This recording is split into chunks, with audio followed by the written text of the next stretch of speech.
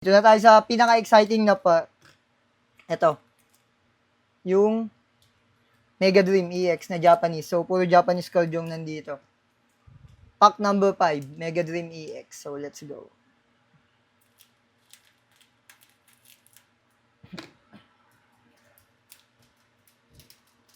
Dito ako excited kasi pare-pares kayo slicing yung mga kanina eh. Ito, kakaiba to eh. So, pag Japanese cards, iba yung iba yung likod. Ayan, ganyan siya pag Japanese card. So, hindi ko alam kung kailangan ko rin ba maglagay ng isa dito.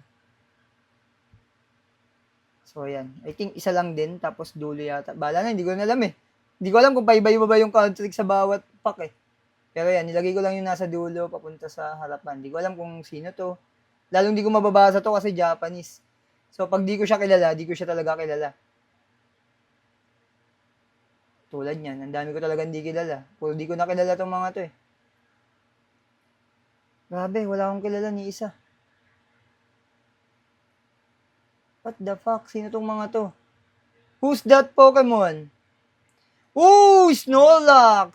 Wow, Snorlax. And may foil siya, may foil. Ooh, Snorlax.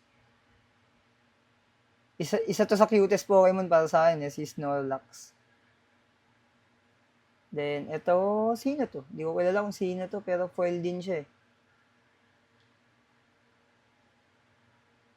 Ito si Noctowl. Noctowl. Kilala ko to si Noctowl. Evolve ni Hoot. And last will be... Ooh! Ang ganda! Clefairy! Oh, ay, hindi. May isa pa. May isa pa, guys. May isa pa. Pero ang ganda nitong Clefairy na to. Wow! Clefairy. Ganda. So, hindi ko alam kung hit siya, pero ang ganda eh. Na-appreciate ko yung ganda niya. So, meron pa palang nasa uli. Which is, wala, trainer card. So, dalawa pala dapat. So, ito yung pinaka niya, foil card. So, hindi ko alam kung, basta, maganda siya. Lagay natin sa sleeves. Dahil maganda siya. Okay. So, that's it.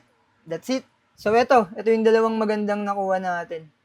Parehas pa atang fairy type to Hindi ko sure. Parehas ba tong fairy type? Parehas violet eh. Psychic. Parehas silang psychic. So, thanks for watching. See you again next time. Bye-bye!